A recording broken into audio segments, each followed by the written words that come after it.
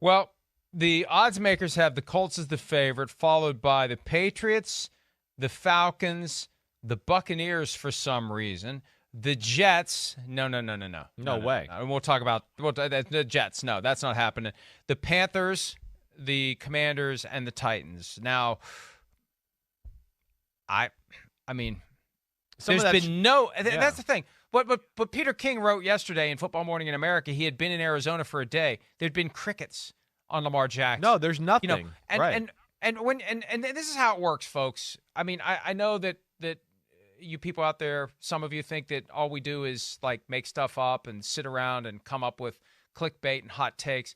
When you're in this business and you have relationships with people who work for the teams, whether they're in the front office, whether they're on the coaching staff, whether they're in ownership, whatever the case may be, you get involved in conversations. And when teams are thinking about fairly big moves, they talk to the people they know in the media. They want to get an idea of what the reaction is going to be. They want to see what we think. They actually at times, believe it or not, they actually want to know what we think. Oh, definitely. And when Peter, one of the most respected and esteemed reporters out there, has been doing it, he started the same year the Colts absconded from Baltimore to Indianapolis in 1984. He was a beat writer covering the Cincinnati Bengals for the Inquirer.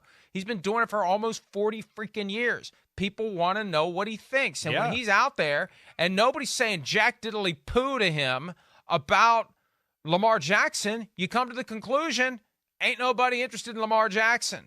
That's Mike. I mean, that's, again, to share a little part of our life outside of the show, right? That's kind of what I went on last week. What was that, early last week? And you or I were texting, and I was like, I'm gonna call around, because I'm like, I got to the point where I was like, I'm just, all we hear is Lamar, but I've never heard anything tangible from anybody that I respect in the NFL about Lamar. It is crickets. So I started to call around. Hey, have you actually talked to Lamar? Has he reached out? You can't find anything. Then you start to find out about the representation that had been calling a little bit for him with certain teams and gauging their interest, not negotiating, just gauging interest, getting it going. All right. But yeah, that's where it's odd. It is weird. And again, that's where you can get into representation or him not being able to get the word out or get messages out the right way, get publicity and momentum behind him, have all been hurt in this situation. And that's where it's unfortunate for Lamar.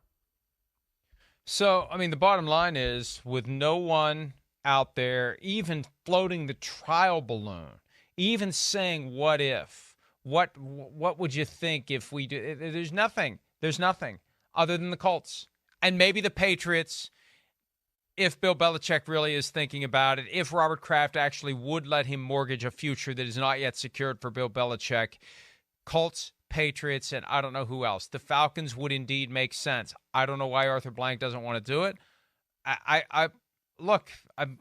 You want somebody that's going to electrify the city. You want to fill the stadium. You want to compete for championships. Lamar Jackson, all due respect to Desmond Ridder, he's unproven. Jackson is proven. That would seem to be a potential destination. Definitely. So, but Mike, they're Chris, one of those. I don't get it. I don't get it either. You said it all right, but they're one of those teams too, to add on with that Atlanta thing, and I'm with you. I've been one of those guys that's been banging that drum, but they got a lot of holes on their roster too. So that's where they're stuck a little bit in a spot where they're like, wait, we get Lamar, but we don't really fill in hole here, hole there, hole here, hole there, and it'll be hard to fill them in.